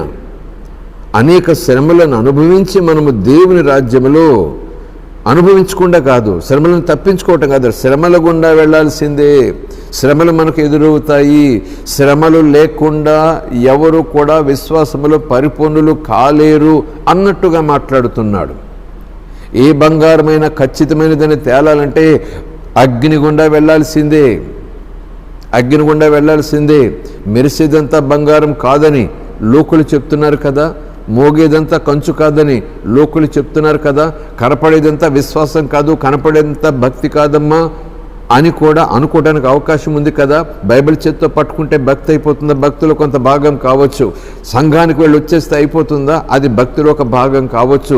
యేసునా దేవుడిని నోటితో ఒక మాట చెప్తే అయిపోతుందా? భక్తిలో ఒక భాగం కావచ్చు. కానీ శ్రమలు వచ్చినప్పుడు, సోదరులు వచ్చినప్పుడు, హింసలు వచ్చినప్పుడు, దోషణలు వచ్చినప్పుడు, తిరస్కారాలు వచ్చినప్పుడు, బలత్కారాలు వచ్చినప్పుడు, మరణమైపోయినంతగా పరిస్థితులు దాపరించినప్పుడు, మరణము మన గుమ్మముల కిటికీల గుండా తొంగి చూస్తున్నప్పుడు నిలిచి ఉండేదే నిజమైన విశ్వాసం. అది అసలైన బంగారం, అది అసలైన కంచు. అనేక శ్రమలను అనుభవించి మనము దేవుని రాజ్యంలో ప్రవేశించవాలనని వారిని హెచ్చరించాడు. ప్రోత్సహించడమే కాదు, హెచ్చరించాడు. అంటే దాదాపు ఈ పరిస్థితి, జీవిత విధానం తప్పదు, శ్రమలు తప్పవు. బంగారం నిగ్గు తేలాలంటే మంట గుండా వెళ్ళాల్సిందే. శ్రమలు తప్పవు, విశ్వాసానికి పరీక్ష తప్పదు అని పేతురు అంటున్నాడు. విశ్వాసం పరీక్షించబడుతుంది అని యాకోబు అంటున్నాడు. మనం శ్రమలు గుండా వెళ్ళి ఆ విశ్వాసములో పరిపూర్ణత సంపాదించుకుని నిలకడగా ఉండాలి అని పౌలు చెప్తున్నాడు. అపొస్తలుల శిష్యుల ప్రతి నోట వెంట ఇదే మాట. క్రీస్తుని వెంబడించడం అంటే పూలబాట కాదమ్మా, పూలబాట మాత్రమే కాదు, సుఖాల యాత్ర మాత్రమే కాదు, భోగాలు భాగ్యాలు ఇవే ఉంటాయని ఒకవేళ ఎవరైనా హామీ ఇస్తే వాళ్ళు మోసం చేస్తున్నట్టే లెక్క. ఎవరైనా ఇంకెప్పుడు నీకు సుఖాలే, ఎప్పుడు నీకు భోగభాగ్యాలే, ఎప్పుడు నీకు సంతోషమే అనే మాట నువ్వు పదే ఎవరైనా బోధిస్తుంటే నిన్ను రాంగ్ లైన్లోకి నడిపిస్తున్నారన్నమాట. వాక్యం ఏం చెప్తుంది? యేసుప్రభు ఏం చెప్పారు? వానలు వస్తాయి, వరదలు వస్తాయి, వానలు కురుస్తాయి, వరదలు వస్తాయి. ఎలాంటి వానలవి, ఎలాంటి వరదలవి? ఇళ్ళు కూలిపోయేలాంటి వరదలు, ఇళ్ళు కూలిపోయేలాంటి గంభీరమైన వర్షాలు. అంటే విశ్వాసం, ఒక వ్యక్తి యొక్క విశ్వాసం పతనమైపోయేలాంటి పరీక్షకు నిలిచేదే ఉండటానికి ప్రభు చెప్తున్న మాట. ప్రభు చెప్పారు, వానలు కురిసెను, వరదలు వచ్చారు. పేతురు చెప్తున్నారు, యాకోబు చెప్తున్నాడు, పౌలు చెప్తున్నాడు. ఇంకెవరు చెప్పింది నమ్మాలి మనం? ప్రభులో శాంతి సమాధానం, ప్రభులో సంతోషం సమృద్ధి స్వస్థత, ప్రభులో ప్రతి కొదువ లేకుండా ప్రతి అవసరత తీర్చే ఏర్పాట్లు తండ్రి అయిన దేవుడు చేశాడు. కానీ ప్రతి కాలము, ప్రతిరోజు, ప్రతి సమయము ఆ రీతిగా ఉంటుంది, అదే రీతిగా ఉంటుందని ఎక్కడా దేవుడు వాగ్దానం చేయటం లేదు. ఎందుకంటే అదే రీతిలో మన విశ్వాసం ఉంటే, అదే రీతిలో నేను ఉంటేనే అది విశ్వాసం అని అనుకుంటే మనం పొరపాటు పడినట్టే. ఒకవేళ ఆ స్థాయిలో ఆ ఉద్దేశంతో విశ్వాసంలోకి వచ్చుంటే, ఆ స్థాయిలో ఆ ఉద్దేశంతో విశ్వాసంలోకి వచ్చి నువ్వు దేవుని ఆరాధన చేస్తుంటే, ఒక్కసారి మరలా నువ్వు నిలిచి పరీక్షించుకుని మరలను దేవునికి నువ్వు నీ మనసుని, జీవితాన్ని అర్పించాలి. వాక్యాన్ని బట్టే మనం మాట్లాడుకుంటున్నాం, వాక్యాన్ని బట్టే మనము ధ్యానం చేసుకుంటున్నాం. సమర్పణ జీవితం, ప్రార్థనలో సమర్పణ జీవితం, డిసిప్లిన్, ప్రార్థనలో పట్టుదల జీవితం, ప్రార్థనలో తెగింపు జీవితం. ఈ తెగింపు, ఈ సమర్పణ విశ్వాసకు అవసరమని ప్రభు చెప్తున్నారు, పరిశుద్ధాత్ముడు చెప్తున్నాడు, పరిశుద్ధాత్ముడు శిష్యుల ద్వారా మనకు చెప్పిస్తున్నారు. ఈ అనుభవం ప్రతి ఒక్కరికి కావాలి, రావాలి, ఉండాలి అనటంలో ఏమాత్రం సందేహం లేదు. అక్కడ దానియేలు తనకు తెలియకుండానే ఒక మాదిరి మనకు చూపిస్తున్నాడు ఈ లేఖనాల ద్వారా. నిజానికి దానియేలు మాట వరుసకు నేటి దినాలలో సమాజంలో, సంఘములో నిలబడి, లేకపోతే ఒక విశ్వాసుల గుంపులో నిలబడి సాక్ష్యములు చెప్పి నేను సమర్పించుకున్నాను, అలాగుంటానని ఇలాగుంటానని సమర్పించుకున్నాను కనుకని ఇలాగున, ఎక్కడ ఏమి లేదండి. తన జీవితంలో ఎక్కడ నేను సమర్పించుకున్నాను గనుక అనే మాటే లేదు. కానీ అతని యొక్క జీవించిన విధానం, అతని ఆధ్యాత్మిక జీవిత విధానం, ఆ ప్రవర్తన తీరు, ఆ పట్టుదల, ఆ తెగింపు అవన్నీ చూస్తుంటే సమర్పణ అనే దానికి ఒక చక్కటి నిర్వచనం దానియేలు అక్కడ చెప్తున్నాడు. ఈరోజు మనము చాలాసార్లు సమర్పించుకున్నాను దేవుని సేవ కొరకు అంటూనే ఉంటాం. ప్రజల ముందు ఒకే రీతిలో ప్రకటిస్తూ ఉంటాం. మెప్పు కొరక గొప్ప కొరకో అది దేవుడికే తెలియాలి. కానీ సమర్పణ జీవితం జీవిస్తున్నాను, నాది సమర్పణ జీవితం సమర్పించుకున్నాను, లేకపోతే మన గురించి 10 మంది పక్కన వాయించేవారు ఉంటారు, బాజాలు వాయించేవారు. ఈయన సమర్పించుకున్నాడు, ఈయన గొప్ప సమర్పణ, చాలా చాలా చాలా సమర్పించుకున్నారు, పలానా చోట సమర్పించుకుంటానని ఇలా చెప్పాడట అని ఈ వాయింపులు ఎక్కువ. కానీ లేఖనం ప్రకారం చూస్తే ఎవరి వాయింపు మనకు అవసరం, ఎవరి పబ్లిసిటీ కూడా మనకు అనవసరం, మన సొంత పబ్లిసిటీ కూడా మనకు అవసరం. మనం జీవించే విధానమే, ప్రార్థించే విధానమే, మన ప్రవర్తించి తీరే విధానమే, దేవుని పట్ల భయభక్తులు కలిగి ఉన్నామని ఆ సూచన రుజువులే మన జీవితంలో కనబడటమే సమర్పణ. నోటి మాట సమర్పణలు అవి క్రియలో కనపడకపోతే ఆ నోటి మాటలు నీటి మూటలు లాంటివి. అలాంటి నీటి మూటలు లాంటి నోటి మాటలు ఒకవేళ ఇప్పటికే మనం పలుకుంటే ప్రభువా మన్నించని అడుగుదాం ఈరోజు. ఒకవేళ ఇంకనూ అలాంటి మాటలు నేను పలకలేదు అని మీలో నాలో ఎవరైనా ధైర్యంగా గుండె మీద చేతులు వేసుకుని చెప్పగలిగితే ఇక ముందు అలాంటి ప్రయత్నం చేయకుండా ఉందాం. సమర్పణ అంటే డిసిప్లిన్, సమర్పణ అంటే పట్టుదల, సమర్పణ అంటే ఆ తెగింపు, ఆ సవాలు, ఆ ధైర్యం, దానిని సమర్పణ అంటారు. ఈ సమర్పణ జీవితానికి పౌలు సాక్ష్యం, ఈ సమర్పణ జీవితానికి యాకోబు సాక్ష్యం, ఈ సమర్పణ జీవితానికి పేతురు సాక్ష్యం, ఈ సమర్పణ జీవితానికి పాత నిబంధనలో దానియేలు సాక్ష్యం అనే దానికి ఇంకా చెప్పాలంటే మాదిరి. పౌలే మనకు మాదిరి, అపొస్తలుడైన పౌలు మనకు మాదిరి, పేతురు మనకు మాదిరి, యాకోబు మనకు మాదిరి. పాత నిబంధనలు చూస్తే ఈరోజు ధ్యానం చేసుకున్నాం కనుక దానియేలు మనకు మాదిరి.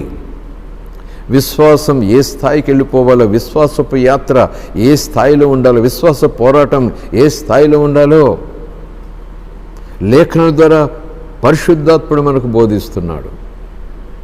ఇంకా చెప్పాల్సి వస్తే ప్రభువే మనకు మాదిరి సుమ. దానియేలు తన పరిశుద్ధతకు ప్రాధాన్యమిచ్చే జీవితం ద్వారా ఒక మాదిరి చూపిస్తున్నాడు, కలిగి ఉన్నాడు. అలాగే ప్రార్థన విషయంలో, అలాగే సహవాస విషయంలో, అలాగే సాక్షి విషయంలో ఒక మాదిరి చూపిస్తున్నాడు. పౌలు కూడా అలాగే ప్రకటించాడు, అలాగే బ్రతికాడు, అలాగే బ్రతకమని బోధిస్తున్నాడు. పేతురు కూడా అలాగే బ్రతికాడు, అలాగే బ్రతకమని బోధిస్తున్నాడు. అలాగే యాకోబు కూడా పరిశుద్ధాత్మ చేత నింపబడి పరిశుద్ధాత్మ సహాయంతో ఒడిదుడుకులు ఎదుర్కొంటూ బ్రతుకటి క్రీస్తు కొరకైనట్టు ముందుకు సాగిపోతున్నారు. చివరికి హతసాక్షులు అయిపోయినటువంటి రీతిని కూడా మనం చూస్తాం. మాదిరి సమర్పణ ఒక మాదిరి చూపించాలి. విశ్వాసంలో ఎదుగుతున్నాము అనే దానికి ఒక గుర్తు, మనం ఒక మాదిరి ఇతరులకు చూపించాలి. అది విశ్వాసంలో మనం ఎదుగుతున్నాము అనే దానికి గుర్తు. కేవలము ప్రార్థన విశ్వాసపు ప్రారంభంలో 1 గడి చేసి నేటి దినాల్లో 2 గంటలు చేస్తున్నాము, అది ఎదుగుదల ఒక గుర్తే, అది ఉండాలి, తప్పక మనం కలిగి ఉండాలి. కేవలము ఆ భక్తి జీవితం విషయంలో మాత్రమే కాకుండా మాదిరి మన ప్రవర్తనలో, మన సద్భక్తితో జీవించటంలో, సత్ప్రవర్తనతో జీవించటంలో లోపము లేకుండా ఏ తప్పు చేయకే ఉండటంలో, దేవుని మహింపచుట్లో రోషము కలిగి ముందుకు సాగటంలో మనము అలాంటి సమర్పణ కలిగి ఉండాలి. అలాంటి మాదిరి మనం చూపించాలి. మాదిరి గురించి 2 విషయాలు నేను చూపించి వాక్యంలో ప్రార్థన చేస్తాను. పేతురు రాసినటువంటి పత్రిక, యేసుక్రీస్తు మనకు మాదిరని పేతురు భక్తుడు చెప్పినటువంటి మాట. పేతురు రాసిన మొదటి పత్రిక 2వ అధ్యాయం 21వ వచనం. మీరు తన అడుగుజాడలు యందు నడుచుకొనున్నట్లు మీకు మాదిరి ఉంచిపోయెను. ఎవరు? ఆ 21వ వచనం ప్రారంభంలో ఉంటుంది, క్రీస్తు కూడా మీ కొరకు బాధపడి. ఇక్కడ మాదిరి అనే ఆ మాటను ధ్యానం చేస్తున్నాం కనుక ఈ వచనం తీసుకున్నాను. శ్రమ గురించి, నింద గురించి ఇక్కడ మాట్లాడుతున్నాడు పేతురు. 20వ వచనం నుంచి చూస్తే, తప్పిదమునకై దెబ్బలు తినినప్పుడు మీరు సహించిన ఎడల మీకేమి ఘనము? మేలు చేసి బాధపడినప్పుడు మీరు సహించిన ఎడల అది దేవునికి హితమగును. ఇందుకు మీరు పిలువబడ్డారు. క్రీస్తు కూడా మీ కొరకు బాధపడి మీరు తన అడుగుజాడలు యందు నడుచుకొనున్నట్లు మీకు మాదిరి ఉంచిపోయాడు. ఎవరు మనకు మాదిరి? పేతురు రాసినటువంటి పత్రిక, సంఘమునకు పేతురు రాసినటువంటి పత్రిక ఎవరికి రాస్తున్నాడు? మొదటి అధ్యాయం 1వ వచనం చూద్దాం. యేసుక్రీస్తు అపోస్తలుడైన పేతురు తండ్రి అయిన దేవుని భవిష్యత్ జ్ఞానమును బట్టి ఆత్మ వలన పరిశుద్ధత పొందిన వారై విధేయులగుటకును యేసుక్రీస్తు రక్తము వలన ప్రోక్షింపబడుటకును ఏర్పరచబడిన వారికి, అనగా పొంతు, గలతీయ, కప్పదొకియ, అస్సియ, బితునియ అను దేశములందు చెదిరిన వారిలో చేరిన యాత్రికులకు శుభమని చెప్పి వ్రాయునది, మీకు కృపయు సమాధానము విస్తరినుగాక. వీరు విశ్వాసులు. చెదిరిన వారు, ఈ యాత్రికులై చెదిరిపోయిన వారు విశ్వాసులు. వారికి శుభమని చెబుతూ ఈ ప్రత్యేకమైన మాట చెప్తున్నాడు. క్రీస్తు కూడా మీ కొరకు బాధపడ్డాడు. మీరు తన అడుగుజాడలు యందు, క్రీస్తు అడుగుజాడలు యందు, ప్రభు అడుగుజాడలు యందు నడుచుకున్నట్లు మీకు ముందు మాదిరి ఉంచి వెళ్ళాడు. ఇదే మాట ఈరోజు నన్ను సవాలు చేస్తూ ఉంది. మీకు ఈ మాట ప్రకటిస్తుండగా ఇదే మాట ఈరోజు నన్ను సవాలు చేస్తూ ఉంది. నీకు మాదిరి ఎవరు? నువ్వు ఏ మాదిరిని అనుసరిస్తున్నావు? ఎవరి అడుగుజాడలో నడుస్తున్నావు? ఎవరి మీద నువ్వు దృష్టి ఉంచావు? ఎవరివైపు చూస్తూ యాత్ర చేస్తున్నావు అని ప్రభువే నన్ను ప్రశ్నిస్తున్నట్టుగా ఈ మాట నేను స్వీకరిస్తున్నాను. మరి మీరు ఈ మాటను ఏ రీతిగా స్వీకరిస్తున్నారో? ఎవరు మీకు మాదిరి? ఎవరి అడుగుజాడలో మనం వెళ్ళాలి? కాపల అడుగుజాడలా? అపొస్తలుల అడుగుజాడలా? మనకి అభిమానం, మనం ఎక్కువగా అభిమానించే దైవజనుల అడుగుజాడలా? అవును కదా. ప్రభు కన్నా మరింతగా ప్రేమించే దైవజనులు, ప్రేమించబడే దైవజనులు ఉన్నారంటే ఏమాత్రం సందేహం లేదు. ప్రభు మీదైనా ఏ గవాలితే సహిస్తామేమో కానీ దైవజను మీద ఏ గవాలితే సహించలేము కదా. మనం ఆలోచన చేద్దాం.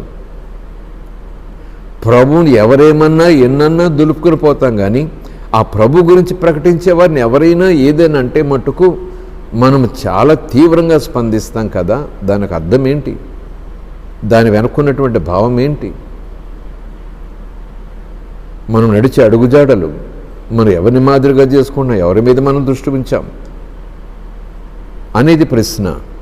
ఈరోజు విశ్వాసి సహోదరి, సహోదరుడా, నీవైనా నేనైనా, సంఘమా, మనము వేయవలసింది ఆయన అడుగులో, ఆయన అడుగు జాడలో మనం అడుగులు వేయాలి. ఆయనను మాదిరిగా చేసుకోవాలి. ఇది సవాలు, ఇది తెగింపు, ఇది పట్టుదల. ఆయన అడుగుల్లో అడుగు వేయాలంటే డిసిప్లిన్ కావాలి. ఆయన అడుగుల్లో అడుగులు వేయాలంటే పట్టుదల కావాలి. ఆయన అడుగుల్లో అడుగులు వేయాలంటే తెగింపు కావాలి, ధైర్యం కావాలి. భయం ఉండడానికి వీల్లేదు. అది రావాలంటే, అది కావాలంటే వాక్యం చదువుతూ, ప్రార్థిస్తూ, పరిశుద్ధాత్మ చేత నింపబడి, పరిశుద్ధాత్మ సహాయంతో ఆయన చేయబట్టి, ఆయన చేత నడిపించబడుతుంటే అంతకంతకు విశ్వాసంలో బలపడి, స్థిరపడి ఈ స్థాయికి మనం చేరుకుంటాం. ప్రభువు మందకు మాదిరి, ప్రభువు విశ్వాసులకు మాదిరి, ప్రభువు అందరికీ మాదిరి. కానీ ప్రభువును సేవించే వారికి మరింత ఖచ్చితమైనటువంటి మాదిరి. మరి మరొక మాదిరి సంగతి మరొక చోట చూద్దాం. అది కూడా పేతురు రాసిన మొదటి పత్రిక 5వ అధ్యాయంలో ఉంటుంది.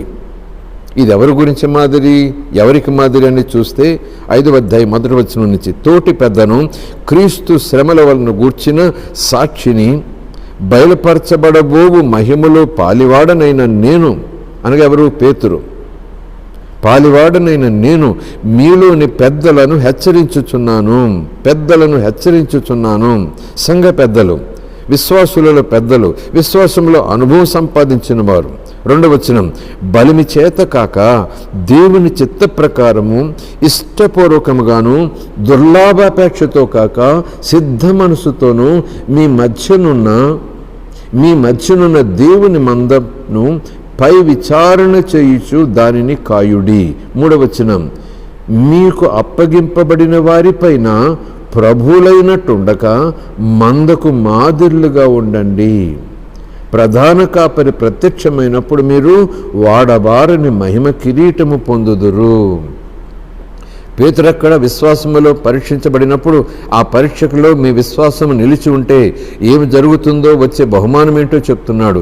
యాకోబు పత్రికలో కూడా యాకోబు భక్తుడు కూడా మీరు శోధించబడినప్పుడు ఆ శోధనలో మీరు నిలిచిన వారై ఉంటే మీరు దేవుడు వాగ్దానం చేసిన జీవకిరీటం పొందుకుంటారని వాగ్దానం చేస్తున్నాడు. ఇక్కడ మళ్ళీ పేతురు భక్తుడు ఏమంటున్నాడు? ప్రధాన కాపరి ప్రత్యక్షమైనప్పుడు, యేసుక్రీస్తు ప్రభు ప్రత్యక్షమైనప్పుడు మీరు వాడబారని మహిమ కిరీటము పొందుదురు. ఎప్పుడు పొందుతాము? మీరు మందకు మాదిరిగా ఉండాలి. ఏ మంద మధ్యన మీరు ప్రధానులుగా ఉన్నారో, ఏ మంద మధ్య మీరు పెద్దలుగా ఉన్నారో, ఏ మంద మీద మీరు పెద్దలుగా ఉన్నారో ఆ మందకు మీరు మాదిరి చూపించాలి, మాదిరిగా ఉండాలి. యేసు ప్రభు మనందరికీ మాదిరి. మీరు కూడా మందకు మాదిరి ఉండాలి. ఇదే వచనాలను మన విశ్వాసుల కోణంలో చూస్తే ఒక విశ్వాసి మరొక విశ్వాసికి మాదిరి, ఒక విశ్వాసి సంఘానికే మాదిరి. ఒకరికి ఒకరు మాదిరి చూపించుకోవాలి. అది క్రీస్తు మాదిరి సుమా, లోకపు మాదిరి కాదు, శరీర మాదిరి కాదు, లోకాశల మాదిరి కాదు. క్రీస్తులో ఎదుగుటలో మాదిరి, సమర్పణని చెప్పుకున్నాను చూసారా, అందులో మాదిరి, డిసిప్లిన్లో మాదిరి, క్రమశిక్షణలో మాదిరి, పట్టుదలలో మాదిరి, ప్రభువును వెంబడించట్లో, అలాగే ధైర్యంలో, తెగింపులో మాదిరి మనకు కనపడాలి. అది మనం చూపించాలి. దానియేలు గ్రంథం ప్రకారం చూసుకుంటే, దానియేలు జీవితాన్ని మనం చూసుకుంటే ప్రార్థన, పరిశుద్ధత, సహవాసం, సాక్ష్యం, ఎక్కడ లోపం లేదు, ఎక్కడ తప్పు చేయట్లేదు. పరిశుద్ధత దానియేలుకు ప్రాణం. ప్రభు అంటే మనకు ప్రాణం. ప్రభు మాట అంటే మనకు ప్రాణం. ప్రభు యొక్క వాగ్దానం అంటే మనకు ప్రాణం. ప్రభు యొక్క ఆజ్ఞ అంటే మనకు ప్రాణం. ప్రభు యొక్క మార్గం అంటే మనకు ప్రాణం. అలాగే ఉండాలి కదా, అలాగే ఉండాలి. చివరి దినాలకు వచ్చేసాము, అంచె దినాలకు వచ్చేసాము. సూచనలు జరుగుతున్నాయి. ప్రభు ఇంకా రాడులే అని చెప్పే బోధకులు ఉండొచ్చు. ప్రభు ఇదిగో ఈ రేపే వచ్చేస్తున్నాడు అని చెప్పే బోధకులు ఉండొచ్చు. అది ఎవరికీ తెలియదని యేసు ప్రభు ఎప్పుడూ చెప్పారు. అది తండ్రికి తప్ప ఇంకెవ్వరికీ తెలియదు అని చెప్పాడు. కానీ సూచనలు మాత్రం చెప్పారు. తేదీలు, దినాలు, సంవత్సరాలు ప్రభు చెప్పడు.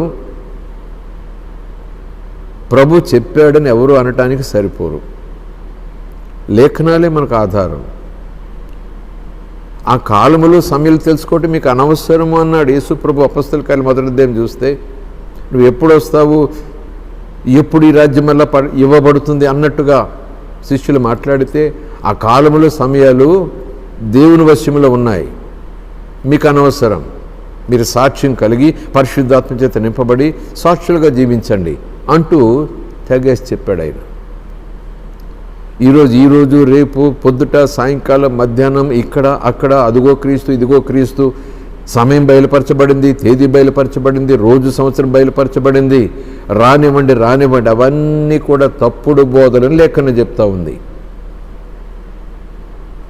దేవుడికొక్కడికే తెలుసు. దేవుడే ఆ దినాన్ని అనుగ్రహిస్తాడు.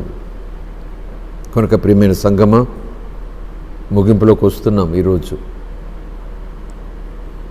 సమర్పణతో కూడిన విశ్వాస జీవితం మనం జీవించటానికి ఇప్పటికే మనం ప్రయత్నం చేస్తుంటే ప్రభు తప్పక సహాయం చేస్తాడు. ఎప్పటి నుంచి జీవిస్తున్నట్లయితే దేవుడు మిమ్మల్ని దీవించునుగాక. ఇంకా ఒడిదుడుకు లోనవుతూ ఆటపాటగా, అల్లరగా, చిల్లరగా, ఆకతాయిగా, స్వనీతితో నేను బాగానే ఉంటున్నాను అనే భ్రమలో మనం ఉంటే మట్టుకు ప్రమాదకరమైన విషయం సుమ.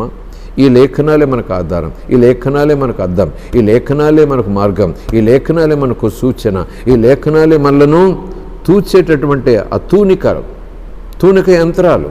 కనుక మనమందరం కలిసి ప్రభు సన్నిధిలో శిరస్సు వంచి ఈ వచనములను జ్ఞాపకం చేసుకుంటూ సమర్పణ జీవితములు కలిగి ఉండుటకు మేము సిద్ధపడుతున్నాం. దేవా, మా చేయి పట్టి నడిపించండి. ఆ ప్రతిష్ఠించుకునే జీవితాలు, సమర్పించుకునే జీవితాల క్రమశిక్షణ, పట్టుదల, ఆ ధైర్యం మాకు అనుగ్రహించండి. పరిశుద్ధాత్మ చేత మమ్మల్ని నింపండి తండ్రిని ప్రార్థన చేసుకుంటాం. ప్రార్థన. పరిశుద్ధుడా మా తండ్రి, దయగల దేవ, దానియేలు ఆధ్యాత్మిక జీవితాన్ని ఆధారం చేసుకుని కొన్ని విషయాలు గడిచిన వారాలుగా పరిశీలన చేసుకోవటానికి, ఆ పరిశీలన వెలుగులో మా యొక్క ఆధ్యాత్మిక జీవిత ఎదుగుదలను కొలుచుకోవటానికి, స్వపరీక్ష చేసుకోవటానికి, ఒక మాటలో చెప్పాలంటే మా విశ్వాసాన్ని పరీక్షించుకోవటానికి మీరు సహాయం చేస్తున్నందుకు వందనాలు. ఇది నీ చిత్తం తండ్రి. మేము స్వపరీక్ష చేసుకోవటానికే ఈ వచనాలు, మేము స్వపరీక్ష చేసుకోవటానికే స్వామి ఈ యొక్క ప్రత్యేకమైనటువంటి వాక్యపు ఉపదేశాలు. పరిశుద్ధాత్ముడా, ఇలాగని మీరు మాకు సహాయం చేస్తున్నందుకు స్తోత్రాలు. దేవ, ఈరోజు వరకు మా విశ్వాసాలు, మా విధేయతలు, మా పరీక్షలు, మా శోధనలు, మా సమర్పణలు ఏ రీతిగా ఉన్నాయో నీకు తెలుసు. కానీ ఈ రోజు నుంచి మరొకసారి హృదయపూర్వకంగా మేము మాట్లాడుతున్నాం, ప్రార్థిస్తున్నాం. నిజమైన సమర్పణ, వాక్యానుసారమైన సమర్పణ, సత్యముతో కూడిన సమర్పణ, మహిమలోనికి నడిపించే సమర్పణ, ఆ జీవితాలు మేము జీవించడానికి సహాయం చేయండి. క్రమశిక్షణ కలిగి పట్టుదలతో ధైర్యంగా నీ కొరకు సాక్షులుగా జీవించే భాగ్యం దయచేయండి. నిన్ను మాదిరిగా మేము చేసుకుని ఆ మాదిరిని ఇతరులకు చూపించేటటువంటి అకుంఠిత దీక్ష ఈరోజు మేము స్వీకరించుటకు సహాయం చేయండి. యేసు నామములో ప్రార్థిస్తున్నాం తండ్రి. ఆమేన్. ఆమేన్.